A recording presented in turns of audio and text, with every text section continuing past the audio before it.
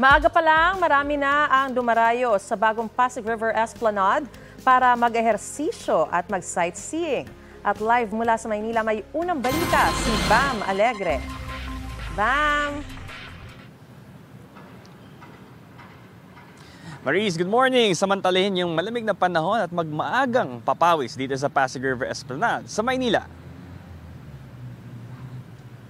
Bagong ruta ni Jeric Abaldon ng Pasig River Esplanade tuwing umaga. Kapag i-combo pa sa kalapit na Jones Bridge, nakakapagpapawis na, may sightseeing pang kasama. Maganda nga yun to, parang Little Venice. Aabutin yata ng 25 km to pag natapos. Magandang takbuhan to, balikan 50 kilometro. Bahagi ang Pasig River Esplanade ng Pasig River Urban Development Project para pakinangin ang angking ganda ng Ilog Pasig. Paniwala pa lang ito dahil 9 na segment sa kahabaan ng ilog ang pinaplanong gawin ng pamahalaan para bigyan ng sapat at magandang open space ang publiko.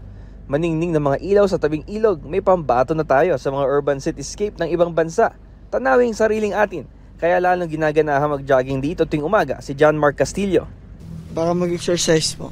Sobrang ganda kasing ganda ng tanawin tsaka ang ganda ng paligid.